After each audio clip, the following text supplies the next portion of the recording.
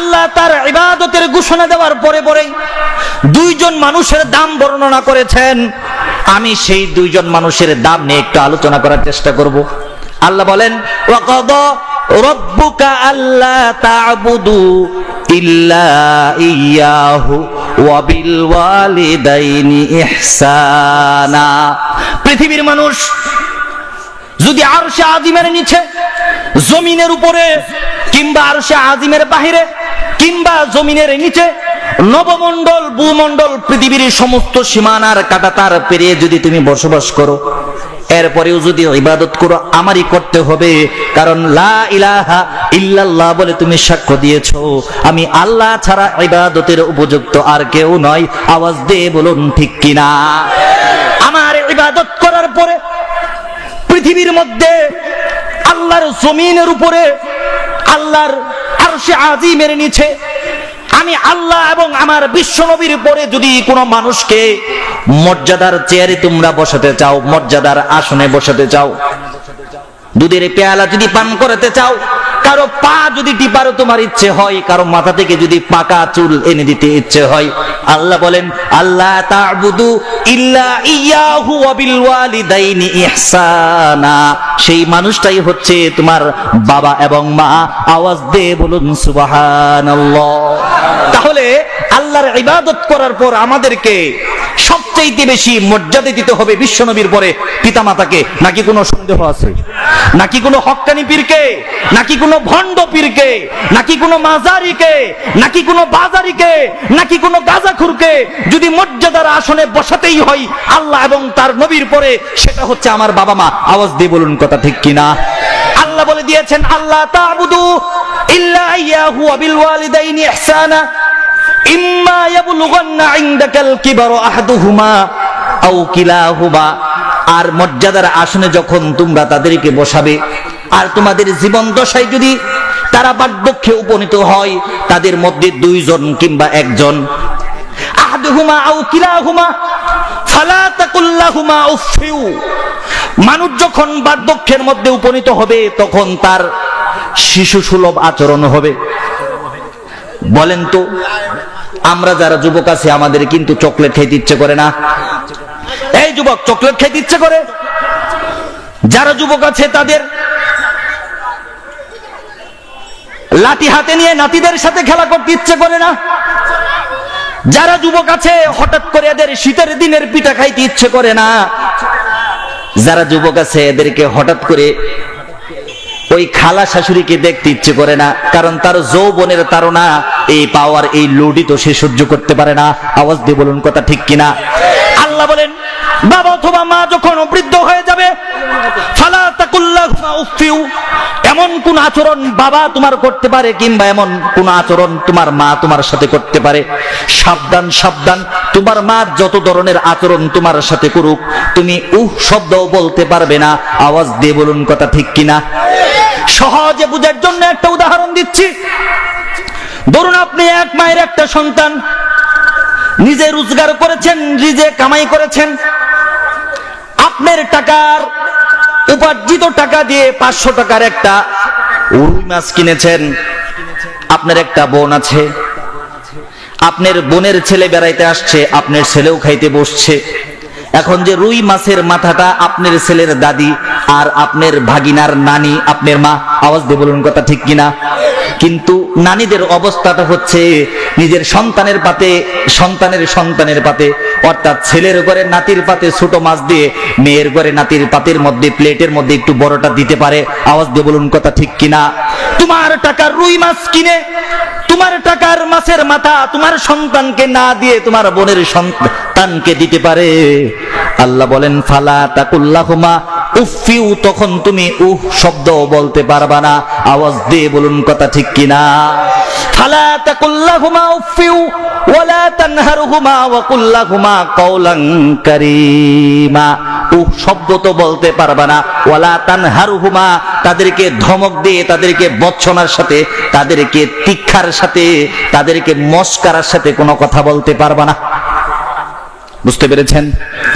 আপনি একটা লুঙ্গি কিনেছেন, এসে বাবাকে বলতেছেন এই যে নেন লুঙ্গি, গত ঈদেও না একটা দিলাম, 2 মাস যাইতে না যাইতে লুঙ্গি কেমনে ছিঁড়ে? আল্লাহ বলেন এই কথাটা তুই বলতে দেরি, আর আমার আরশে আজিম থেকে বান্দা তোর উপর গজব নাজিল হতে দেরি না। বাবার সাথে এরকম কথা বলা যাবে? বাবার সাথে এরকম কথা বলা যাবে? ফালা তাকুল্লাহুমা উফফি ওয়ালা তানহারহুমা ওয়া কুল্লাহুমা কাওলান কারীমা। তাহলে তাদের সাথে যখন তোমার কথা বলার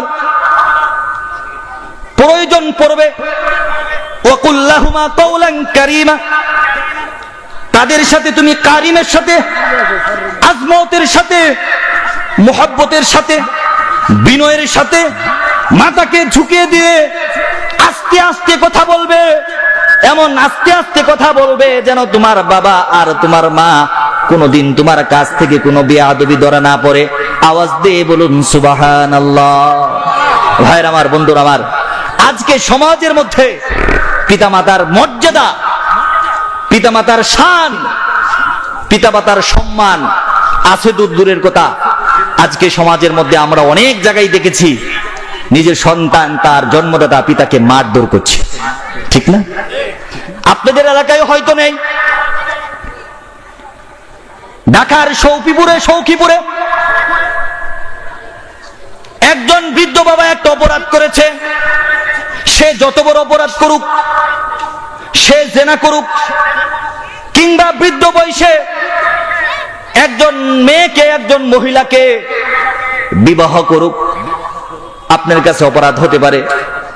এই বিচার করার দায়িত্ব আপনার হাতে আল্লাহ দেন নাই। আওয়াজ দিয়ে বলুন কথা ঠিক কিনা? আর বিবাহ করা তো এমনিই জায়েজ, এটা তো কোনো খারাপ কাজও নয়। কিন্তু খারাপ কাজ করেও যদি কোনো মহিলার সাথে মেলামেশা করে, এই বিচারটা আপনি করার মতো কোনো অধিকার রাখেন না। আওয়াজ দিয়ে বলুন কথা ঠিক কিনা? আমাদের কিছু গ্রাম্য মাতাব্বর আছে, আমাদের সমাজের মধ্যে কিছু গ্রামের সালিশের মাতাব্বর আছে। এরা যখন বিচার করে রাত্রে ঘুমিয়ে ঘুমিয়ে চিন্তা করে সকালে কার পক্ষে কথা বলবে, ছেলের পক্ষে বলবে নাকি বাবার পক্ষে বলবে। শেষ পর্যন্ত চিন্তা ভাবনা করে দেখে বাবার চাইতে সন্তানের পাল্লাটা ভারী, বাবার চাইতে সন্তানের সম্মান আর সন্তানের টাকা বেশি। সেহেতু বাবার পক্ষে কথা না বলে মাতাব্বরেরা সন্তানের পক্ষেই কথা বলছে। আওয়াজ দিয়ে বলুন কথা ঠিক কিনা? সৌখিপুরের ঘটনাটা আমি দেখেছি। বাবা অপরাধ করেছে, গ্রামের মাতাব্বরেরা সন্তানের হাতে লাঠি তুলে দিয়েছে, বলেছে তোমার বাবা অপরাধ করেছে বৃদ্ধ বয়সে, এর বিচার আমরা করতে চাই না, এর বিচারটা তুমিই করো। সন্তান হাতের মধ্যে লাঠিতে সমস্ত মানুষের অপকৌশলে, সমস্ত মানুষের বিভিন্ন রকমের কান পরাতে রেগে মেগে তেজে টকবগ হয়ে নিজের সমস্ত শক্তিটা হাতের মধ্যে এনে ওই লাঠি দ্বারা বাবাকে 100 পিটন দেয়। বাবাটা হাও মাও করে কান্না শুরু করে, বাবার লুঙ্গিটা পর্যন্ত খুলে যায়। বাবা সন্তানের 2টা পা ধরে বলে, বাবা আমাকে মাফ করে দে, আমাকে মাফ করে দে, আমাকে আর মারিস না, আমাকে আর মারিস না। নিষ্ঠুর সন্তানের তখনও হুঁশ হয় নাই, মারতে আছে। আল্লাহর কসম করে বলি, এই ছেলে যদি তার জীবনের মধ্যে 1000 কোটি রাকাত নফল নামাজ আর 100 বার হজরে আসওয়াদ পাথর যদি সে তোয়াফ করে, আল্লাহর কসম করে বলি এই বান্দার দ্বারা ইবাদত হতে পারে, কিন্তু এই ইবাদতের উসিলা করে জান্নাত কখনো পেতে পারে না। জান্নাত পাওয়া যাবে না। কেন জান্নাত পাওয়া যাবে? আল্লাহ রাসূল সাল্লাল্লাহু আলাইহি ওয়াসাল্লামের কাছে একজন সাহাবী এসে হযরতে মুআবিয়া ইবনে জাহামা রাদিয়াল্লাহু তাআলা আনহু এসে বলেন, ইয়া রাসূলুল্লাহ, ইয়া হাবিবাল্লাহ, আমি জিহাদের ময়দানে যেতে চাই। আল্লাহর নবী বলেন, ওই ব্যক্তি এসে বলেন, আমি জিহাদের ময়দানে যেতে চাই। আপনি কি বলেন? নবী করিম সাল্লাল্লাহু আলাইহি ওয়াসাল্লাম বলেন, আলাকা মিন উম্মিন, তুমি জিহাদের ময়দানে যেতে চাও, তোমার ঘরে কি তোমার মা আছে? লোকটা এসে বলেন, হ্যাঁ নাম, আমার ঘরে মা আছে। আল্লাহর নবী বলেন, আলজিমহা, জিহাদের ময়দানে যেতে হবে না, মায়ের পায়ের কাছে যাও। জিহাদের ময়দানে গিয়ে শাহাদাত বরণ করলে তোমার যেই মর্তবা হবে, তোমার অসুস্থ মায়ের যদি তুমি সেবা করো, শুশ্রূষা করো, আমি আল্লাহর নবী ঘোষণা করে দিলাম জিহাদের ময়দানের শাহাদাতের সওয়াব তুমি ঘরে বসেই পেতে পারো। আওয়াজ দিয়ে বলুন সুবহানাল্লাহ।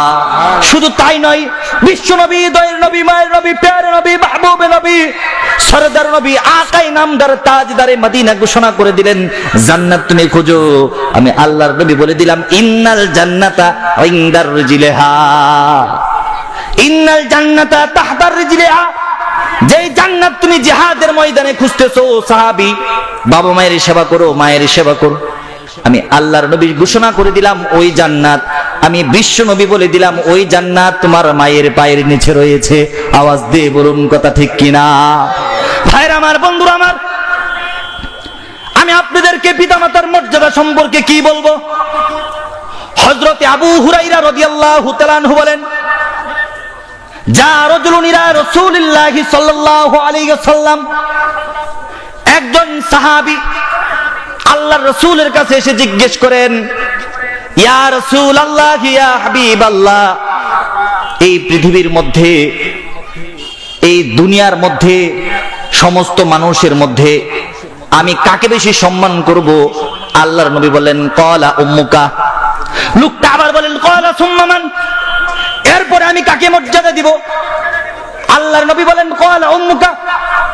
লোকটা আবার বলেন এরপরে কাকে বেশি মর্যাদা দিব? আল্লাহর নবী এরপরেও বলেন ক্বালা উম্মুকা। চতুর্থবারের সময় আল্লাহর নবীর কাছে বলেন ক্বালা সুম্মা মান। আল্লাহর নবী বলেন ক্বালা আবুকা। আওয়াজ দিয়ে বলুন সুবহানাল্লাহ। তাহলে বিশ্ব নবীর কাছে জৈনিক সাহাবী এসে যখন জিজ্ঞেস করলো এই পৃথিবীর মধ্যে আমার কাছে মর্যাদার পাত্র কে? আল্লাহর নবী বলেছেন তোমার মা, তোমার মা, তোমার মা। চতুর্থবারের সময় বলেছে তোমার বাবা। আওয়াজ দিয়ে বলুন সুবহানাল্লাহ। আল্লাহর নবী সাল্লাল্লাহু আলাইহি ওয়াসাল্লাম মায়ের মর্যাদা তিনবার কেন বর্ণনা করেছেন? হাদিসের মধ্যে আল্লাহর নবী মায়ের নাম কেন তিনবার নিয়েছেন? হযরতে ইবনে বাতাল রহমাতুল্লাহি আলাইহি এর একটা ব্যাখ্যা দিয়েছেন। এর একটা ব্যাখ্যা হচ্ছে, উনি বলেছেন মা সন্তানের জন্য এমন তিনটা কষ্ট করে, পৃথিবীর কোন মানুষ তার সন্তানের জন্য এই তিনটা কষ্ট করে না। আওয়াজ দিয়ে বলুন কথা ঠিক কিনা? তিনটা কষ্ট মা করে, পৃথিবীর কোন মানুষ এই কষ্ট করে না, কোন বাবা এই কষ্ট করে না। এই জন্যই ইমাম বাতাল রহমাতুল্লাহি আলাইহি বলেছেন, এই জন্যই হাদিসের মধ্যে মায়ের নাম তিনবার নেওয়া হয়েছে। এক নাম্বার, মা একটা কষ্ট করে, এই কষ্ট পৃথিবীর কোনো মানুষ করে না। আল্লাহ রাব্বুল আলামিন সূরা লুকমানের 14 নম্বর আয়াতে বলেন ওয়াসাইনাল ইনসানা বিওয়ালিদাইহি হামালাতুহু উম্মুহু ওয়াহনান আলা ওয়াহনিন ওয়া ফিসালুহু ফি আমাইনি আনিশকুরুলি ওয়ালিওয়ালিদাইকা ইলাইয়াল মাসির। আওয়াজ দিয়ে বলুন সুবহানাল্লাহ। হযরত ইবনে বাতাল রাহমাতুল্লাহি আলাইহি বলেন মা সন্তানের জন্য এমন একটা কষ্ট করে যেটা বাবা করে না। সেটা হচ্ছে হামালাতুহু উম্মুহু, যখন কোন মা তার সন্তানকে একটা বোঝার মতো করে পেটের মধ্যে 10 মাস 10 দিন গর্ভে ধারণ করে, এই ধারণটা কিন্তু বাবা করে না। আওয়াজ দিয়ে বলুন কথা ঠিক কিনা? গভীর রজনী হয়ে গেছে, সন্তান নিয়ে ঘুমোচ্ছে, বাবাও পাশে ঘুমিয়েছে, হঠাৎ করে সন্তান মায়ের পেটের মধ্যে একটা লাথি দিয়েছে। লাথি দেওয়ার পরে মার ঘুম জাগ্রত হয়ে গেছে, মার চোখের মধ্যে পানি। বাবা জাগ্রত হয়ে বলে ওরে সখিনা, তোমার চোখের মধ্যে পানি কেন? এবার চোখটা মুছে ফেলে মুচকি হেসে বলে আমার স্বামী, আমার চোখের মধ্যে কোনো কষ্টের পানি নয়, আমি যখন ঘুমিয়েছিলাম তখন তোমার বাবা আমার পেটের মধ্যে একটা লাথি দিয়েছে, ওই লাথির কারণে আমার চোখের মধ্যে পানি চলে এসেছে। আওয়াজ দিয়ে বলুন সুবহানাল্লাহ। আমাদের সমাজের কিছু মানুষ আছে,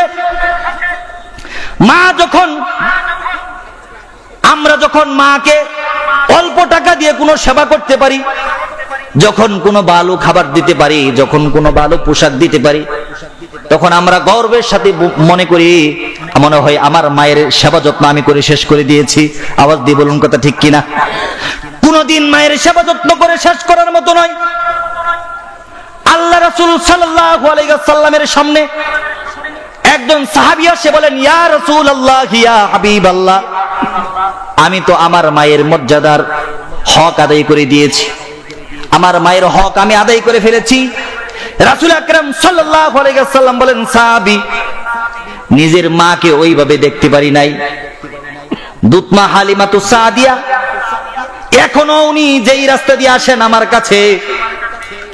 কাছে আসার পরে আমার নিজের মাথার রুমালটা আমি হালিমাতুস সাদিয়ার পায়ের নিচে বিছিয়ে দেই। আর তুমি বলো তুমি মায়ের সেবা যত্ন করে শেষ করে ফেলেছো, মায়ের হক তুমি আদায় করে ফেলেছো। সাহাবী, বিষয়টা কি আমাকে একটু বলো। আল্লাহর নবী, আমার মা বিগত 10 বছর ধরে ঘরের মধ্যে পড়ে আছে, আমার মায়ের সমস্ত হক সমস্ত সেবা আমি করে থাকি। আল্লাহর নবী, আমার মা হঠাৎ করে আমাকে বলে, বাবা 10 বছর আমার সেবা তুমি করেছো, কিংবা এর চাইতে একটু কম বা বেশি, আমি তোমার প্রতি সন্তুষ্ট বাবা। আল্লাহর কাছে দোয়া করি আল্লাহ তোমাকে জান্নাত দিবে, তোমার কাছে আমার শেষ একটা আবদার রয়েছে। সন্তান বলে, মা শেষ আবদার আমার কাছে, বলো দেখি কি তোমার আবদার। এবার মা বলে সন্তানকে, শোনো বাবা, তোমার কাছে আমার একটা আবদার, সেটা হলো আমি বাইতুল্লাহ শরীফ জিয়ারত করতে চাই, আমি হজ করতে চাই। আল্লাহর নবী, আমার বাড়ি থেকে প্রায় কয়েকশো মাইল দূরে মক্কা, আমার মাকে আমি একটা ঝুড়ির মধ্যে ভরে আমি মাথার মধ্যে নিয়েছি, কয়েকশো মাইল রাস্তা পাড়ি দিয়েছি, মক্কা শরীফের মধ্যে নিয়ে গিয়েছি। হজরে আসওয়াদ পাথর আমি মায়ের ঠোঁটের সামনে ধরেছি। মক্কা শরীফটাকে আমি, কাবা শরীফটাকে আমি 7 বার প্রদক্ষিণ করেছি। মা কোথায়? বলেন, মা কোথায়? সন্তানের মাথায় আল্লাহর নবীর চোখ দিয়ে জল এসে যায়। বলেন, তারপরে তুমি কি করেছো? এরপরে মিনায় গিয়েছি, এরপরে মুজদালিফায় গিয়েছি, এরপরে আরাফার ময়দানে গিয়েছি। হজের সমস্ত হুকুম আহকাম পূরণ করে আবার কয়েকশো কিলোমিটার পথ অতিক্রম করে মাকে নিয়ে বাড়িতে এসেছি। আমার মা বাড়িতে এসে 2টা হাত আকাশের দিকে তুলে আমার জন্য দোয়া করেছে, সন্তান আমি তোমার প্রতি খুশি হয়ে গিয়েছি, আল্লাহ যেন তোমার প্রতি খুশি হয়। আল্লাহর নবী চোখের জল ছেড়ে দিয়ে বলেন, সাহাবী রে, তোমার মা তোমার প্রতি খুশি, এতে তুমি জান্নাত পাবা নিশ্চিত, কিন্তু মায়ের হক তুমি 1000 ভাগের 1 ভাগ আদায় করতে পারো না। মায়ের হক তুমি আদায় করতে পারো নাই। শুধু তাই নয়, মায়ের যেই সেবা তুমি করেছো সেটা নজিরবিহীন। এই সেবার পাশাপাশি তোমার শরীরের সমস্ত চামড়া কেটে যদি তোমার মায়ের পায়ের নিচে বিছিয়ে দাও, এই পায়ের নিচের চামড়া দিয়ে তোমার মা যদি সারা জীবন আগুনের মধ্যে, পানির মধ্যে, রোদের মধ্যে, মরুভূমির মধ্যে হাঁটে, তোমার চামড়া গলে গলে যদি পানি হয়, আমি বিশ্ব নবী বলে দিলাম, এরপরেও বান্দা তুমি বিশ্ব নবী আমি বলে দিলাম, তোমার মায়ের হক আদায় করে শেষ করতে পারবা না। আওয়াজ দিয়ে বলুন সুবহানাল্লাহ। তাহলে মায়ের হককে আদায় করা সম্ভব। একজন সাহাবী মায়ের হক আদায় করে শেষ করতে পারে নাই। বিশ্ব নবী সাল্লাল্লাহু আলাইহি ওয়াসাল্লাম নিজের জীবনের সবচাইতে দামি সম্পদগুলো দিয়ে মায়ের সেবা করে গিয়েছেন। দুধ মায়ের সেবার জন্য নিজের মাথার পাগড়ি খুলে দিয়েছেন। আর কি দেওয়ার আছে? এরপরেও মায়ের হক আদায় করে শেষ হওয়ার নয়। আওয়াজ দিয়ে বলুন কথা ঠিক কিনা? আওয়াজ দিয়ে বলুন কথা ঠিক কিনা? কেন কেন কেন? সূরা লুকমানের 14 নম্বর আয়াতে যে আল্লাহ বলেছেন, হামালাতহু উম্মুহু, কারণ তোমার মা তোমাকে গর্ভে ধারণ করেছে, এই কারণেই তুমি মায়ের হক আদায় করে শেষ করতে পারবে না। মায়ের হক আদায় করে শেষ করার নয়। এরপরে মায়ের আরেকটা গুণ আছে, আরেকটা গুণ হচ্ছে মায়ের প্রসব ব্যথা। আওয়াজ দিয়ে বলুন সুবহানাল্লাহ। মায়ের যখন প্রসব ব্যথা শুরু হয়েছে, মায়ের বয়স তখন মাত্র 15-16 বছর, সে নিজেও একটা বাচ্চা। আওয়াজ দিয়ে বলুন কথা ঠিক কিনা? এই মায়ের প্রসব ব্যথা শুরু হয়েছে, ছটফট শুরু হয়ে গিয়েছে। কখনো বাথরুমে যায়, কখনো প্রস্রাবখানাতে যায়, কখনো বসে, কখনো দাঁড়ায়, কখনো শুয়ে থাকে, কখনো বসে থাকে। চোখ দিয়ে পানি আসে, আল্লাহর কাছে নফল নামাজ পড়ে, আল্লাহ আমার ব্যথাকে তুমি লাঘব করো। এরপরেও কিন্তু মায়ের সন্তান প্রসব হয় না। শুধু তাই নয় ভাইরা আমার, বন্ধুরা আমার, আমি দেখেছি, আমি শুনেছি, দুনিয়ার মধ্যে অনেক মা আছে যারা সন্তান প্রসব করতে গিয়ে নিজের কাপড় চোপড় পর্যন্ত নষ্ট করেছে, 2 বার 3 বার প্রস্রাব করেছে, পায়খানা করেছে, বমি করেছে একাধিকবার, এরপরেও সন্তান প্রসব করার ব্যথা তার শেষ হয় না। আওয়াজ দিয়ে বলুন কথা ঠিক। এত বেশি প্রসব ব্যথা সহ্য করার পরেও আমরা মায়ের সাথে যারা বেয়াদবি করি, মায়ের সাথে যারা নাফরমানি করি, আমাদের মতো কুলাঙ্গার এই পৃথিবীতে আর কেউ হতে পারে না। আওয়াজ দিয়ে বলুন কথা ঠিক কিনা। আমাদের মা আমাদের উপর যত ইহসান করেছেন, 3 নাম্বার আরেকটা ইহসান করেছেন, সেটা হচ্ছে সূরা বাকারার 233 নম্বর আয়াতে আল্লাহ বলেন, ওয়াল ওয়ালিদাতু ইউরদি'না আওলাদাহুন্না হাওলাইনি কামিলাইনি লিমান আরাদা আন ইউতিম্মার রাদা'a।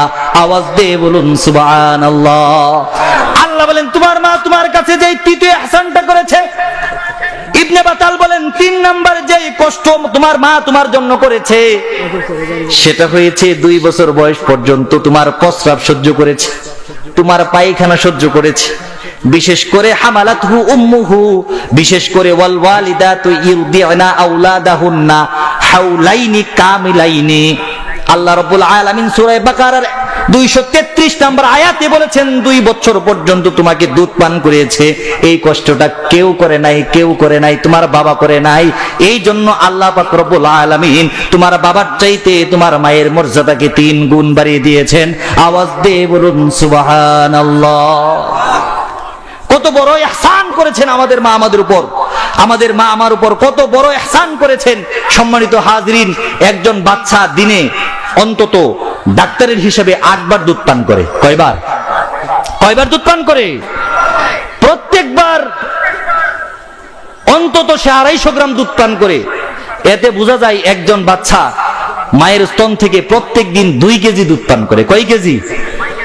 2 কেজি দুধ প্রত্যেক দিন যদি পান করে, তাহলে পরিপূর্ণ 2 বছরে একটা সন্তান 36.5 মণ দুধ পান করে। আলহামদুলিল্লাহ বলে। 36.5 মণ দুধ তুমি মায়ের স্তন থেকে পান করেছো। এই মুসলমান, কলিজার মধ্যে হাত রেখে বলতে পারবা 36.5 মণ দুধ মাকে খাওয়াইছো? দূরের কথা, 36.5 কেজি দুধ খাইয়েছো মাকে, এই কথা বলতে পারবা? তুমি কেমন সন্তান, কেমন সন্তান তুমি? মায়ের এত দুধ তুমি পান করেছো, এরপরে মাকে এত দুধ খাওয়ানোর তোমার সুযোগ হয় নাই। শুধু তাই নয়, মাকে দুধ খাওয়ানোর সুযোগ তো তোমার হয় নাই, সেই সাথে সাথে তুমি কি করেছো? তুমি কমলা এনেছো, তুমি আপেল এনেছো, সেটা মায়ের হাতে দেওয়ার মতো যোগ্যতাও তোমার নাই, ঠিক কিনা? সেটা মায়ের হাতে দেওয়ার মতো যোগ্যতাও আল্লাহ তোমাকে দেয় নাই। ভয়ে ভয়ে এসে বউয়ের কাছে দিয়ে বলো, আম্মারে একটা দিস। আম্মারে একটা কেমনে দিব? নিজেরই তো হয়ে আসে না। নিজে তো খাইছে 4টা, বাচ্চার জন্য রাখছে 5টা, এরপরে 6টা রাখছে, 3টা পড়ছে, আর 3টা কোন রকমে বাপের বাড়িতে পাঠাতে পারছে। আওয়াজ দিয়ে বলুন কথা ঠিক কিনা? নিজেরই তো হয় না, মাকে দিবে কখন? এই জন্য এই পৃথিবীতে মায়ের চাইতে বাবার চাইতে বড় সম্পদ হইতে পারে? বড় সম্পদ হইতে পারে? বড় সম্পদ হইতে পারে না। মায়ের পাশাপাশি আমাদের জীবনকে গড়ার জন্য নিজে কখনো রৌদ্রে পুরে, কখনো রিকশায় পুরে, কখনো ঠেলা গাড়িতে পুরে, কখনো গার্মেন্টসে পুরে আমাদের এই জীবনকে যিনি বড় করে দিয়েছেন তিনি হচ্ছে আমার বাবা। তিনি কে? তিনি কে? তিনি হচ্ছেন আমাদের বাবা। আর আমাদের সমাজের মধ্যে আমাদের বাবাদের যে কি অবস্থা সেটা আল্লাহ পাক ভালো জানেন। বাবাকে তো মর্যাদা আমরা দেই না, কিন্তু বাবা একজন ছেলেকে সুস্থ রাখার জন্য বাবা কত চেষ্টা করে। বাবা 5 টাকা দিয়ে পান কিনে খাই না যে আমার সন্তান মাদ্রাসায় পড়ালেখা করতেছে, তার টাকার প্রয়োজন। বাবা 10 টাকা রিক্সা ভাড়া দিয়ে বাড়িতে আসে না বাজার নিয়ে, আমার সন্তান ভার্সিটিতে পড়ালেখা করে, তার টাকার প্রয়োজন, ঠিক না? কিন্তু আমরা বাবার সেই কষ্টের মর্যাদা একেবারেই রাখি না। বিশেষ করে আজকে যারা আমরা ভার্সিটি পড়ুয়া লেভেলের ছেলে আছি, আমরা বাবার কষ্ট তো একটুও বুঝি না। আমরা মনে করি বাবা আমাকে 2 লাখ টাকা দিয়ে মোটরসাইকেল কিনে দিল না কেন? আমরা মনে করি বাবা আমাকে ল্যাপটপ কিনে দিল না কেন? কিন্তু বাবা চিন্তা করে 2 লক্ষ টাকা দিয়ে মোটরসাইকেল কিনে দেব, আমার তো একটু পরিশ্রমের টাকা যাবে, কিন্তু এই মোটরসাইকেল দেওয়ার পরে যদি আমার সন্তানের অ্যাক্সিডেন্ট হয়ে যায়, আমার সন্তান ইন্তেকাল করে, তাহলে যেন আমার জীবনটাই চলে যাবে। আওয়াজ দিয়ে বলুন কথা ঠিক কিনা? বাবা চিন্তা করে আমি যেই অ্যান্ড্রয়েড ফোন কিনে দেব, আমি যেই ল্যাপটপ কিনে দেব, আমার তো মাত্র শরীরের ঘাম যাবে আর কিছু টাকা যাবে, কিন্তু এই মোবাইল কিনে দেওয়ার পরে যদি কোনো নর্তকী মেয়ের সাথে, কোনো ছোট ঘরের মেয়ের সাথে ফোনে কথা বলতে বলতে সাক্ষী ছাড়া কাজে অফিসে গিয়ে কিংবা কোনো পার্কের ঢালে বসে বিয়ে করে, তাহলে আমার যেন জীবন যাবে। আওয়াজ দিয়ে বলুন কথা ঠিক কিনা? আমাদের সমাজের যুবক ছেলেরা বুঝে না। আমি আপনাদেরকে একটা ঘটনা শোনাতে চাই। ইয়াহইয়া নামে একটা ছেলে, বিশ্ববিদ্যালয় পড়ুয়া একটা ছেলে, উনি বলেন আমি বাবাকে ফোন করেছি, বাবা আমাদের ভার্সিটি থেকে আমরা কক্সবাজার সফরে যাব, আমার 10,000 টাকার প্রয়োজন। বাবা ফোনে আমাকে না করেছে, না তোমার সফরে যাওয়া হবে না। মনক্ষুণ্ণ হয়ে বাড়িতে আসলাম। বাড়িতে আসার পরে মাকে বলেছি, মা আমার বন্ধু যাবে, বান্ধবী যাবে, আমার টিচার যাবে, আমার শিক্ষিকা যাবে, সব মানুষ মিলে কক্সবাজারে যাবে। মা আমি যদি কক্সবাজারে না যাই তাহলে আমার সম্মান নষ্ট হবে, মানুষে মনে করবে আমি গরিব ঘরের ছেলে, আমার মনে হয় বাবার কোনো টাকা নেই। মা গো তুমি আব্বাকে একটু বুঝিও যেন আমার 10,000 টাকার ব্যবস্থা করে দে। বলেন তো আমরা যখন বাবার কাছে কিছু চাই, মার মারফতেই তো কিন্তু চাই, ঠিক না? কারণ নরম জায়গা তো, মাদেরকে নরম বানিয়েছেন কে? আল্লাহ নরম বানিয়ে দিয়েছে। এবার মা রাত্রে ঘুমানোর সময় আমার বাবাকে কানে কানে বলে, ও ইয়াহইয়ার বাবা, ছেলেটা কক্সবাজারে যেতে চায়, 10,000 টাকার আবদার করেছে, ছেলের জন্য কত লক্ষ লক্ষ টাকা খরচ করেছো, 10,000 টাকা দেও না, ছেলেটা একটু মজা করে আসুক, একটু ঘুরে আসুক। ছেলের বাবা বলে ঠিক আছে টাকা দেবনি। আগামীকাল 2 তারিখ ছেলেকে এসে বলে, বাবা তোমার কক্সবাজারে যাওয়া রেডি, কোনো সমস্যা নেই, 5 তারিখে তোমরা যাচ্ছ, 4 তারিখে এসে আমি তোমাদেরকে টাকা দিব। আজকে 2 তারিখ, আমি 3 দিনের নেশাবে যাচ্ছি বাবা, আমার যে কাপড়ের দোকান আছে দোকানের মধ্যে 2টা কর্মচারী আছে, তুমি তো কখনো ব্যবসায়ী বসো না, আমি তোমাকে বসতেও বলি না, বাবারে এই 3টা দিন তুমি দোকানদারি করো, আমি নেশাব থেকে এসেই তোমাকে 10,000 টাকা দিব। এমন ঘটনা কি আমাদের সমাজে ঘটে না? ছেলে তো মহা খুশি, 10,000 টাকা দিবে, নিজের বান্ধবীকে নিয়ে কোনো হোটেলে পেলে, সুযোগ পেলে হোটেলে বাগ বসাবে। আওয়াজ দিয়ে বলুন কথা ঠিক কিনা? যদি সুযোগ পাই বান্ধবীকে নিয়ে সমুদ্র সৈকতের মধ্যে, উত্তাল ঢেউয়ের মধ্যে নিজের যৌবনের স্বাদ মেটানোর চেষ্টা করবে। ছেলে তো মহা খুশি, দুমদাম মনে মনে লাফালাফি করে, আর দোকানের মধ্যে গিয়ে বসে, ক্যাশের মধ্যে গিয়ে বসে, ক্যাশের মধ্যে যখন গিয়ে বসে একটা কাস্টমার আসে, আসার পরে বলতেছে, ভাই আমাকে কিছু শার্ট দেখান।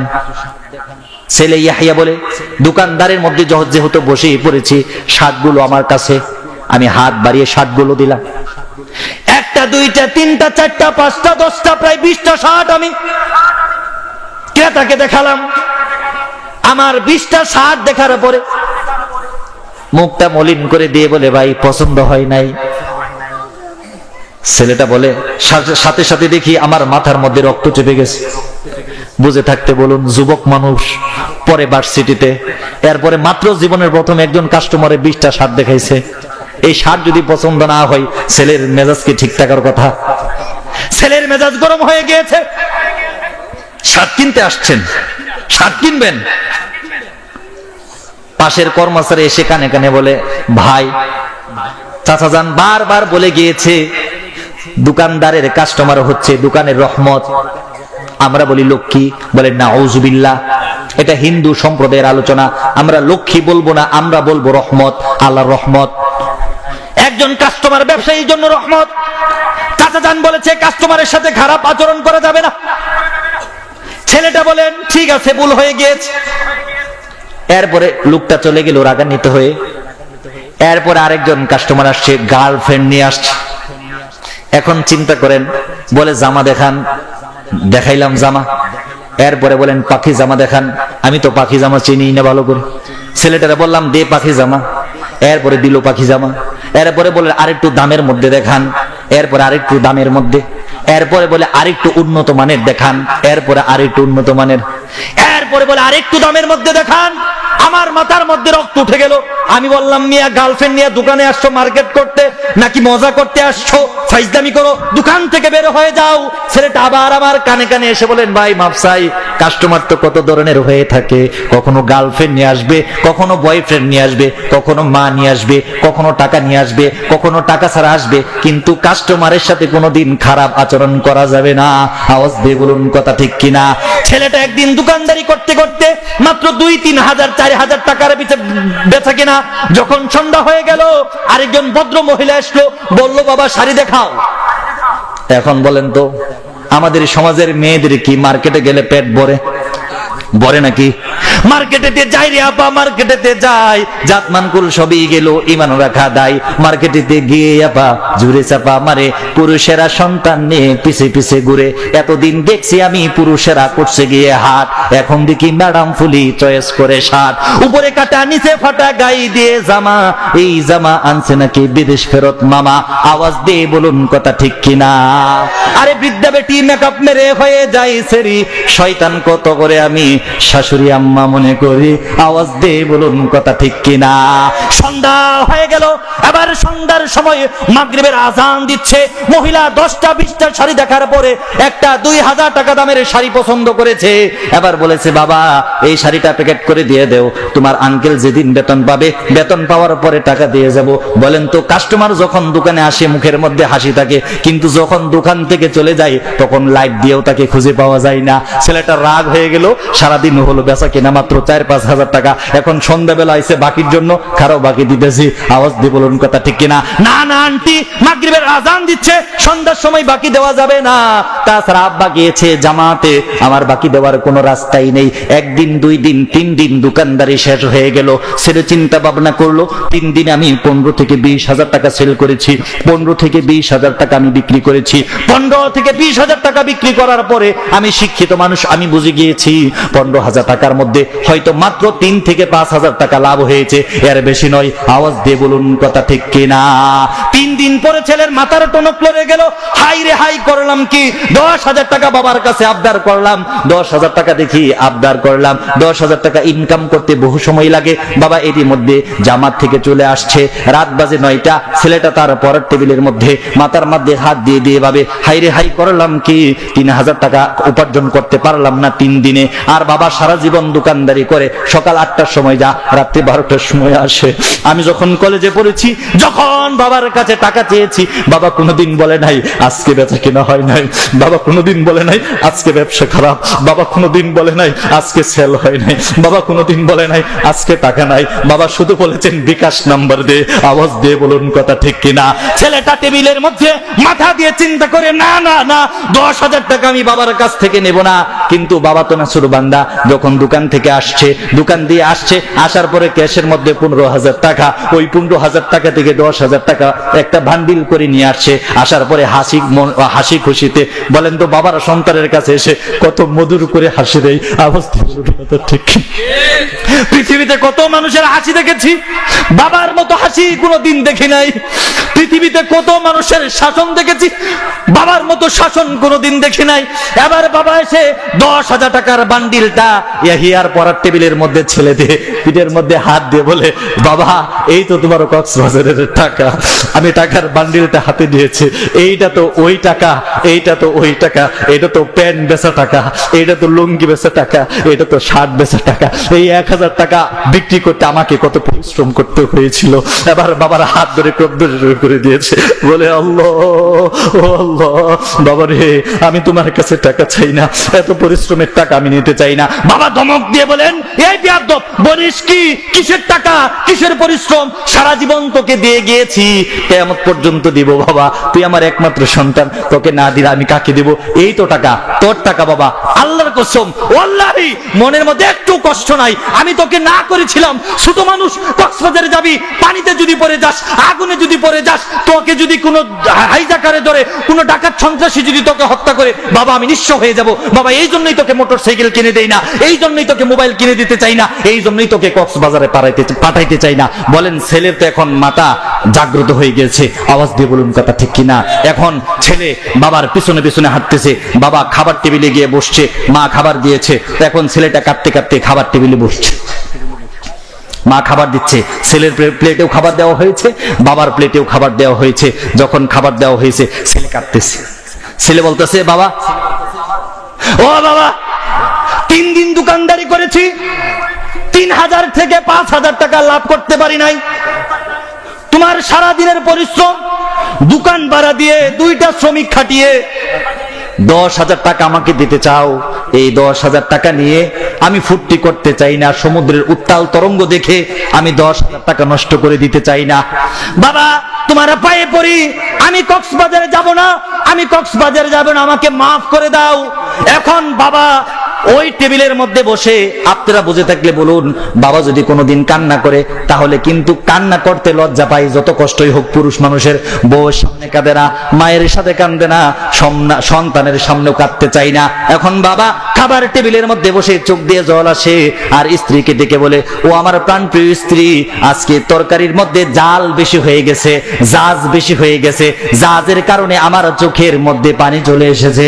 আওয়াজ দিয়ে বলুন কথা ঠিক কিনা? বুঝে থাকলে বলুন, এই যে চোখ দিয়ে জল গড়িয়ে পড়ে, এটা কি জাহাজের পানি নাকি কলিজা ফেটা, কলিজার আত্মনাদ, কলিজার রক্তক্ষরণ হয়ে চোখ দিয়ে জল আসে? আর বাবা চিন্তা করে ছেলেটাকে ছোট করে আস্তে আস্তে বড় করলাম, গাড়ির মধ্যে নিয়ে ঘুরলাম, স্কুলে পড়াইলাম, কলেজে পড়াইলাম, ভার্সিটি পড়াইলাম, হাইরে কি সর্বনাশ, দোকানের মধ্যে যদি না দিতাম আমার এই ছেলের পড়ালেখাটা নষ্ট হইতো না। আওয়াজ দিয়ে বলুন কথা ঠিক কিনা? আমাদের বাবারা আমাদেরকে এইভাবেই মহব্বত করে। ও যুবক, তোমাদের পায়ে ধরে বলি, 2টা হাত ধরে আমাকে অদা করে দাও, বাবার কাছে কোনোদিন অপ্রয়োজনীয় কোনো টাকা, কোনো পয়সা, কোনো মোবাইল, বাবাকে জুলুম করে, আল্লাহর দোহাই দিয়ে তোমাদেরকে বলছি, বাবাকে জুলুম দিয়ে কোনোদিন কেউ বাবার কাছে অপ্রয়োজনীয় জিনিস চাইবে না। কে কে রাজি আছো? 2 হাত তুলে আমাকে দেখাও। আল্লাহ তাআলা সকলকে কবুল করুন, বলেন আল্লাহুম্মা আমিন। ছেলেটা সর্বোচ্চ পড়ালেখা করেছে, ঢাকা বিশ্ববিদ্যালয় থেকে অনার্স করেছে, পড়ালেখা শেষ হওয়ার পর একটা চাকরিও হয়েছে। বাবাকে বলেছে, বাবা আমার ভালো একটা অফিসার পদে চাকরি হয়েছে, এখন 10 লক্ষ টাকা লাগে। বাবার কাছে 10 টাকাও নাই। বাবা বলে, বাবা তোমার চাকরি হয়েছে, 10 লক্ষ আর 20 কোটি টাকার কোনো ব্যাপার না, আমার জীবনের যত দাম, আমার ঘর বাড়ির যত দাম, সবকিছু দিয়ে দিয়ে আমি তোমার চাকরি নিয়ে দিতে রাজি আছি। আওয়াজ দিয়ে বলুন কথা ঠিক কিনা? বাবা বলেন, টাকা 10 লক্ষ আমি দেব। বাবার ঘরের যেই সম্পদ ছিল, ঘরের একটা কুটুরি রেখে, একটা রুমের জায়গা রেখে, সমস্ত জায়গা বিক্রি করে দিয়ে, মায়ের সমস্ত গয়না বিক্রি করে দিয়ে সন্তানকে বড় একটা চাকরি নিয়ে দিয়েছে। বাস্তব ঘটনা বলে যাই, কক্সবাজারের ঘটনা বলে যাই, ওই বাবার নাম ছিল আব্দুল কাদির। বাবার নাম কি? বাবা যখন সন্তানকে চাকরি নিয়ে দিয়েছে, এখন এই ছেলে বড় অফিসার। গ্রামের যারা ধনাঢ্য লোক আছে, শহরের যারা বড় বড় অফিসার আছে, আপনারা বুঝে থাকলে বলুন, আমাদের সমাজের মধ্যে যারা মেয়ে বিয়া দেয়, তারা কিন্তু এখন বর্তমানে বাপ দেখে বিয়া দেয় না, বাবা দেখে বিয়া দেয় নাকি? দেখে ছেলে কি চাকরি করে, বেতন যদি 50,000 হয়, তাহলে উপরি কামাই আছে কয় হাজার। আওয়াজ দিয়ে বলুন কথা ঠিক কিনা? বড় কাছে আইসা বলতেছে, আরে খালাম্মা, ছেলে তো বিশাল বিশাল, ছেলে কি করে? তো যাই করুক নাই করুক, চাকরি করে, পিয়ন পোস্টে চাকরি, থাকলে কি হইব? বেতন তো 18,000, কিন্তু উপরি কামাই মাসে প্রায় 3 লাখ। নাউজুবিল্লাহ। এখন এই ছেলে যে চাকরি হয়েছে বড়, এখন একজন বড় অফিসার দেখছে যে ছেলে তো খুব ভালো মানের ছেলে, এই ছেলের মেধা ভালো, ঢাকা বিশ্ববিদ্যালয়ের ছাত্র, অচিরেই তার প্রমোশন হবে, লক্ষ লক্ষ কোটি কোটি টাকা সে ইনকাম করতে পারবে, এই ছেলেকে হাতছাড়া করা যাবে না। বলল, ছেলে তোমার বাড়িতে কে আছে? বলে, স্যার আমার বাড়িতে কেউ নাই, আমার বাড়িতে শুধু আমার বাবা আছে আর আমার অসুস্থ মা আছে, আর কেউ নাই। বলতেছে ঠিক আছে, তোমার মা বাবাকে আমার সাথে দেখা করতে বলো। এখন দেখা করতে বলছে আমার মেয়ে আছে একটা, আমার একমাত্র মেয়েকে আপনার একমাত্র ছেলের কাছে বিয়ে দিতে চাই। সুবহানাল্লাহ বলেন। বিয়ে তো শুভ কাজ, ঠিক না? বিয়ে তো হয়ে গেছে। এখন বিয়ে হয়ে যাওয়ার পরে নিয়ম মতো, নিয়ম মানার জন্য তার মেয়েকে শ্বশুর বাড়িতে পাঠাইছে।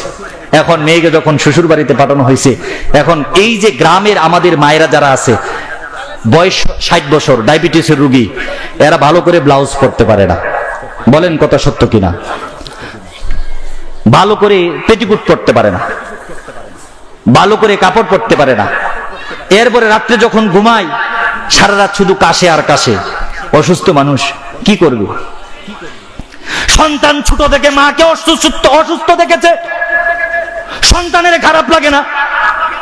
একটা কুটিরের মধ্যে যখন এক পাশে তার ছেলে এবং তার বউ ঘুমায়, আর এই পাশে যখন শাশুড়ি কাশি দেয়, আস্তে আস্তে জামাইয়ের কানের মধ্যে 1 দিন 2 দিন 3 দিন কান পরা তেল পরা দিতে থাকে।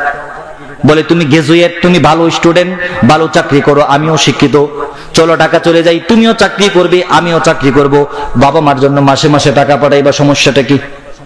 1 দিন 2 দিন 3 দিন এরকম দিন অতিক্রম হওয়ার পর ছেলের মনটা আস্তে আস্তে নরম হয়ে গেল।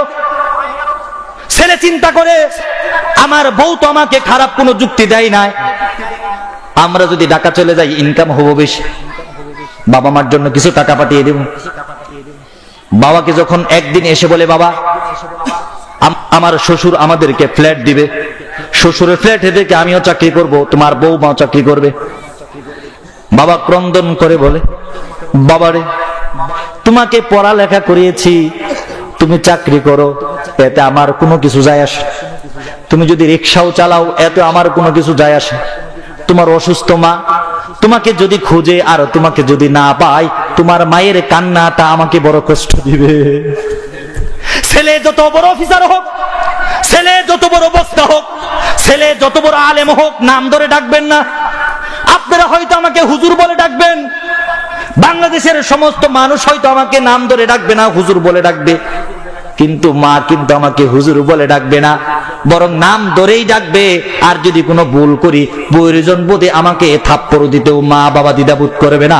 আওয়াজ দিয়ে বলুন কথা ঠিক কিনা?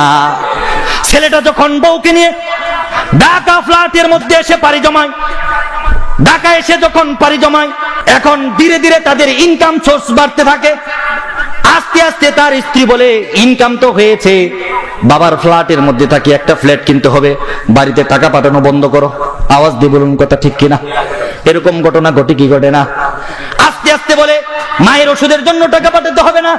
1 বছর 2 বছর 3 বছর 5 বছর যখন অতিক্রম করে দিয়েছে, বাবা তো আগে রিক্সা চালাতো, এখন 1 টাকাও পাঠাই না, কিন্তু গ্রামের সবাই জানে ছেলে বড় গ্রাজুয়েট, ছেলে বড় চাকরি করে। এখন চিন্তা করে আমি যদি এখন আবার রিক্সার প্যান্ডেলের মধ্যে হাত রাখি, যদি রিক্সার মাথার মধ্যে আমি হাত দেই, আমি যদি আবার রিক্সা চালাই, আমার সন্তানের বদনাম হয়ে যাবে। মানুষ বলবে তোমার সন্তান এত বড় অফিসার, তাহলে আবার রিক্সা চালাও কেন? আওয়াজ দিয়ে বলুন কথা ঠিক কিনা?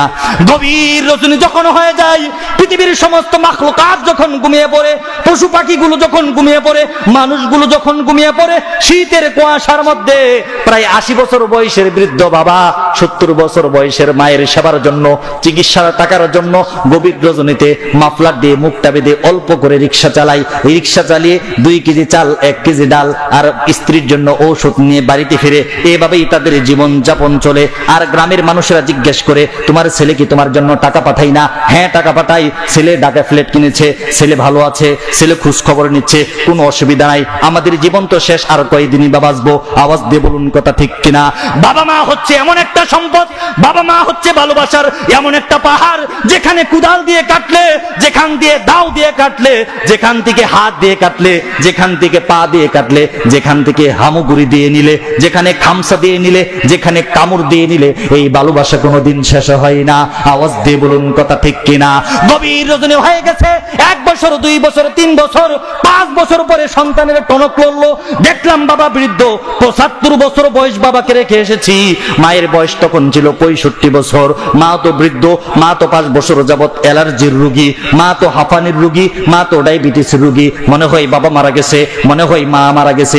স্ত্রীকে বলে, শুনো আমাদের গ্রামের মধ্যে অল্প একটু জমি আছে, আমি কিছু টাকা নিয়ে যাই, মনে হয় বাবা মা মারা গেছে, বাবা মার কবরটা দেখতে খুব ইচ্ছে করে।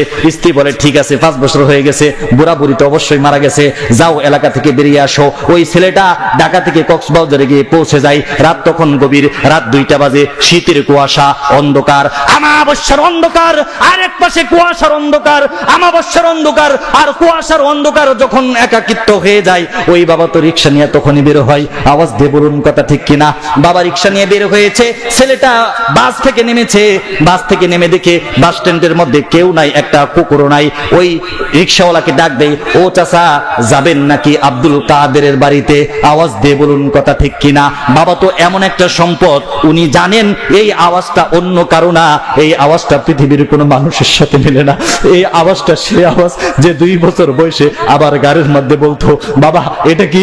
আমি বলতাম কাক। বলতো, বাবা কাক কি? আমি বলতাম কাক কালো। বলতো, বাবা কালো কি? আমি বলতাম কালো মাথার চুলের মতো। এরকম প্রশ্ন করতে করতে আমাকে তখন বিরক্ত করতো। এই কণ্ঠটা তো সেই কণ্ঠ যেই কণ্ঠ মাঝে মাঝে ফোন করতো, বলতো, বাবা আমার কলেজের সময় হয়ে গিয়েছে, আমার মাসের বেতন দিতে হবে, আমার বোর্ডিং এর টাকা দিতে হবে, এই বিকাশ নাম্বার, আমাকে টাকা পাঠিয়ে দেও। ওই বাবা সন্তানকে চিনতে আর ভুল করলো না। আওয়াজ দিয়ে বলুন কথা ঠিক কিনা? এই সমাজের মধ্যে যারা ঋণ দেয় তারা কিন্তু কখনো বলে যায় না, কিন্তু যে ঋণ নেই সে কিন্তু অন্য রাস্তা দিয়ে চলাফেরা করে। বাবা তো সারা জীবন এই সন্তানকে শুধু ঋণ দিয়েছে।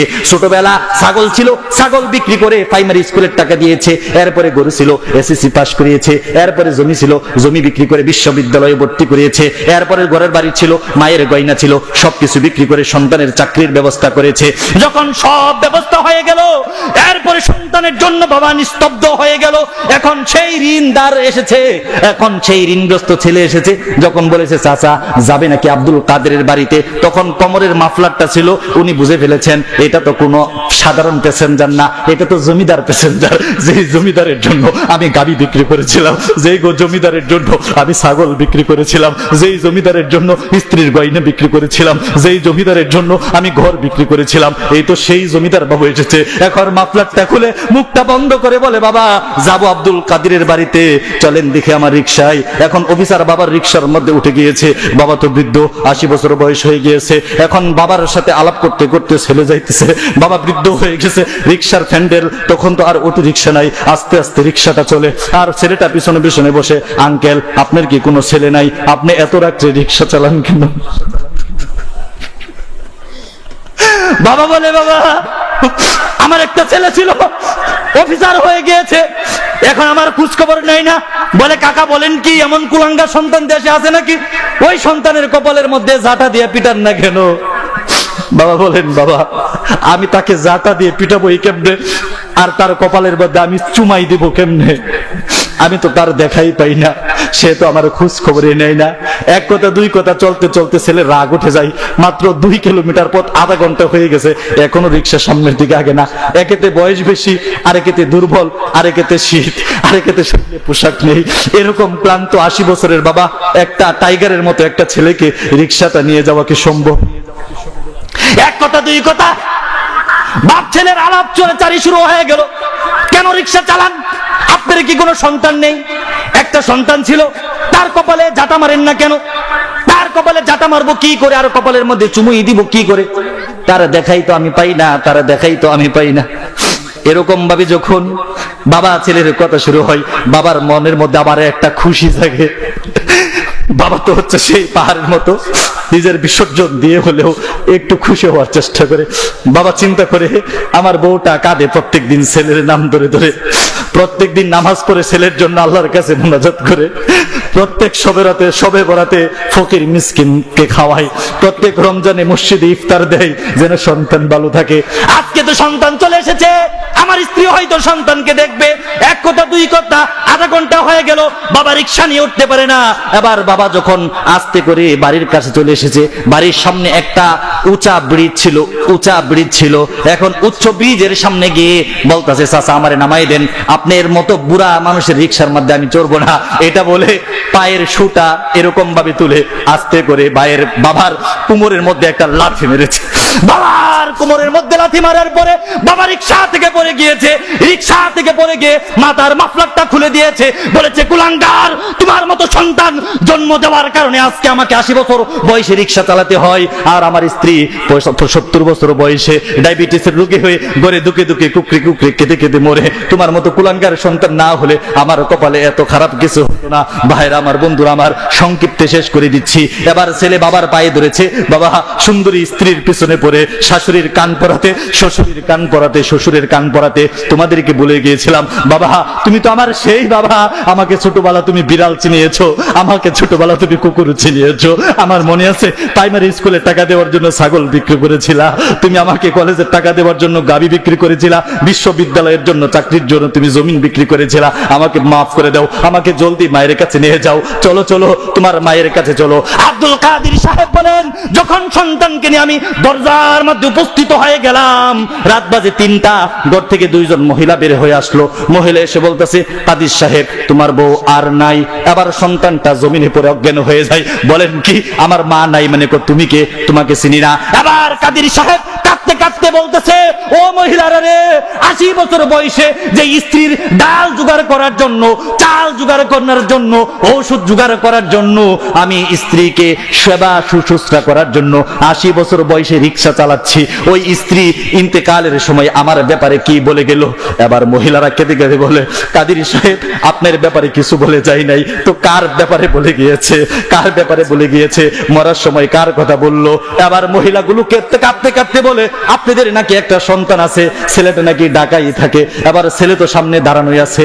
এবার ওই মহিলারা বলতেছে, আপনার স্ত্রী বলে গিয়েছে আমার স্বামীকে বলবে আমার সন্তান যতক্ষণ পর্যন্ত আমার সামনে না আসবে ততক্ষণ পর্যন্ত 1 ফোঁটা পানি আমি মুখের মধ্যে দেব না। আওয়াজ দিয়ে বলুন সুবহানাল্লাহ। আপনার স্ত্রী পানির পিপাসায় 1 ফোঁটা পানিও মুখে দেয় নাই, পানি মুখে না দিন ইন্তেকাল করেছে। আর তার শেষ কথাটা ছিল, আমার সন্তানকে আমি দেখে মরতে পারলাম না, আমার সন্তান যদি কোনোদিন বাড়িতে আসে, আমার সন্তানকে যেন কোনোদিন খালি হাতে ফিরে না দেওয়া হয়, আমার সন্তানকে মাফ করে দিয়ে আমার সন্তানকে যেন আপনি বুকের মধ্যে জড়িয়ে নেন। আওয়াজ দিয়ে বলুন সুবহানাল্লাহ।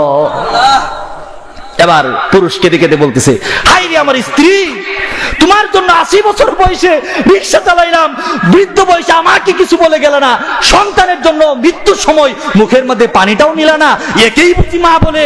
এটাই বুঝি মা, এটাই বুঝি মা, এটাই বুঝি মা? বলেন আল্লাহু আকবার। এটাই হচ্ছে মা। মুহতারাম হাজরিন, আমি আপনাদেরকে পরিসমাপ্তির কথা বলে যেতে চাই। মেহমান চলে এসেছেন। আজকে আমাদের সমাজে পিতামাতার বেইজ্জতি হচ্ছে, সেটা একদিক দিয়ে, আরেক দিক দিয়ে ইসলামকে ধূলিসাৎ করে দেওয়ার জন্য, বাংলার জমিন থেকে ইসলাম নামক বৃক্ষকে কেটে ফেলার জন্য গোটা পৃথিবীর নাস্তিক রাম আর বাম একই নৌকার মধ্যে উঠে পড়েছে। আওয়াজ দিয়ে বলুন কথা ঠিক কিনা? আজকে ইসলামকে ধূলিসাৎ করে দেওয়ার জন্য নাস্তিক কখনো কখনো কখনো যুবক হচ্ছে, কখনো কখনো বৃদ্ধ হচ্ছে, কখনো কখনো গণজাগরণ মঞ্চ তৈরি করছে, কখনো কখনো মুক্তিযুদ্ধ নামে মঞ্চ তৈরি করে ফেলে বাংলাদেশ থেকে ইসলাম নামক বৃক্ষকে চিরতরে কেটে ফেলার মতো দুঃসাহস করছে। আওয়াজ দিয়ে বলুন কথা ঠিক কিনা? কখনো কখনো আলেমদেরকে রাজাকার বলছে, কখনো কখনো আলেমদের গার মটকে ফেলার মতো দুঃসাহস করছে, কখনো কখনো আলেমদেরকে আলিফ বা তা সা জিম হা খা শেখাচ্ছে। আওয়াজ দিয়ে বলুন কথা ঠিক কিনা? কখনো কখনো আল্লামা মামুনুল হক, জুনায়েদ বাবুনগরী এবং মুফতি ফয়জুল্লাহ দামাত বারকাতুহুম মাদ্দাজিল্লাহুল আলিয়ার বিপক্ষে মিথ্যা ষড়যন্ত্র মামলা করছে। আওয়াজ দিয়ে বলুন কথা ঠিক কিনা? আমি তোমাদেরকে বলতে চাই, তোমরা ভেবেছো আল্লামা মামুনুল হককে, জুনাইদ বাবুনগরীকে, মুফতি